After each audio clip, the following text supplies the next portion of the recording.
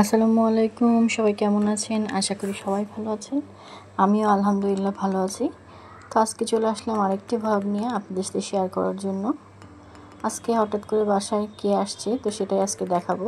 তো আমাদের বাসায় যে বিড়ালটা সবসময় আমি শেয়ার করি, সেই কিউট মিমো আসছে আমাদের বাসায় বেড়াতে। তো মিমো তো কিছু খায় না, মা তাও সারতেছে। তো আমি আমার খালাতো বোনদের জন্য নিয়ে আসছি, পাস্তা রান্না করছিলাম। তো সেই পাস্তা রান্নাটা আজকে শেয়ার করব। আমি যেভাবে বাসায় ঝটপট খুব দ্রুত পাস্তা রান্না করি, ম্যাকারনি পাস্তাটা। তো খালাতো বোনও আসছিল, তো ওকেও নাস্তা দিব, তো সেজন্য তাড়াতাড়ি করে পানি বসাই দিলাম। 2 প্যাকেট পাস্তা রান্না করব, তো সেজন্য এখানে বেশ খানিকটা পানি বড় পাতিলে পানি বসাই দিলাম। তো 1 পাতিলের মতো প্রায় আধা পাতিলেরও বেশি, আর তার মধ্যে 1 টেবিল চামচ তেল দিয়ে দিলাম।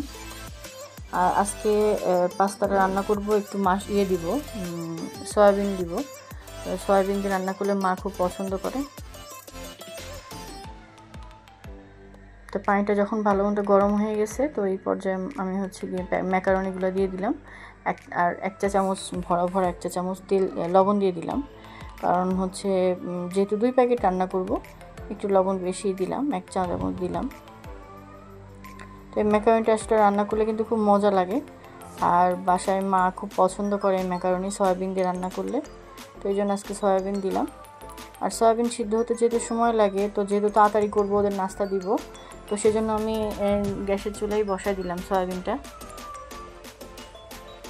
তো ওদিক থেকে 2টা সিদ্ধ হোক, আর এদিকে আমি পেঁয়াজটা কেটে নিচ্ছি, ঝটপট করতেছিলাম।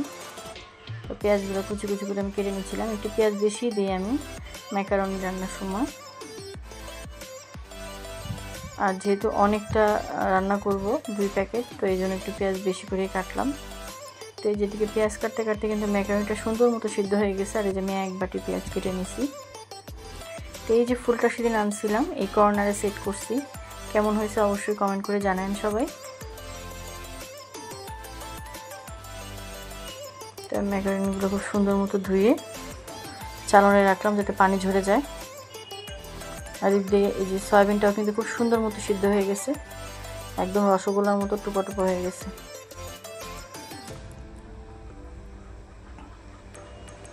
তো আমি সয়াবিন তেলের সাথে একটু সরিষার তেল দিয়ে দিলাম, আর তার মধ্যে তেলটা গরম হলে পেঁয়াজগুলো দিয়ে দিলাম।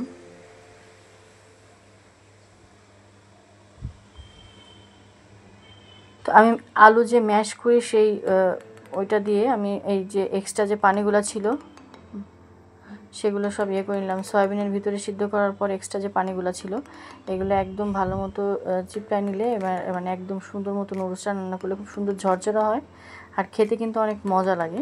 তো একদম সুন্দর মতো সিদ্ধ হয়েছে। আর ওটা দিয়ে যে ম্যাশ করছি একটু আধ ভাঙা হয়ে গেছে, একটু ওরকম ভাঙা করে দিলে খেতে খুব ভালো লাগে।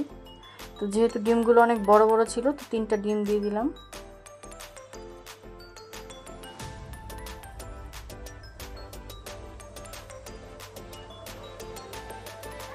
সামান্য পরিমাণ একটু লবণ দিয়ে দিলাম, ডিমে যাতে স্বাদ লাগে। আর আমি ম্যাকারনি সিদ্ধ করার সময় যেমন লবণ দিছি, আর সয়াবিন সিদ্ধ করার সময় কিন্তু 1/2 চামচ পরিমাণ লবণ দিছি, এটা স্কিপ হয়ে গেছে।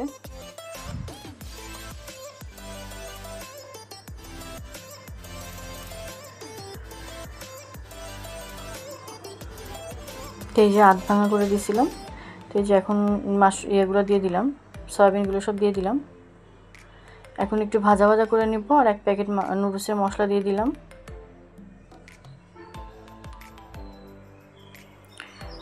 ম্যাকারনির মধ্যেও কিন্তু 2 প্যাকেট মশলা ছিল, তো ওইটা আমি ম্যাকারনির সাথে দিয়ে দিব। আর আলাদা করে 1 প্যাকেট দিয়ে দিলাম এইটার সাথে, সয়াবিনটার সাথে ভাজা করলে খুব ভালো লাগে। তো আমি এই যে ম্যাকারনির মধ্যে 1 প্যাকেট মশলা দিয়ে দিছি, দিয়ে এটাকে এখন এর সাথে মিশাই সুন্দর করে ভাজা করে নিব। এভাবে রান্না করলে কিন্তু খুব মজা লাগে। আর 1 প্যাকেটে যে উপর থেকে দিয়ে দিলাম, টোটাল 3 প্যাকেট ইউজ করছি আমি।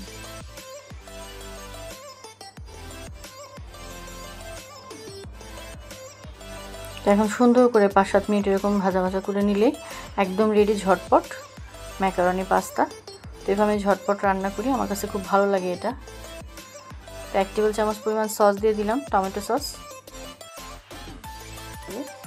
এটা দিলেও হবে, না দিলেও চলবে। তবে আমার কাছে ভালো লাগে তাই আমি দেই।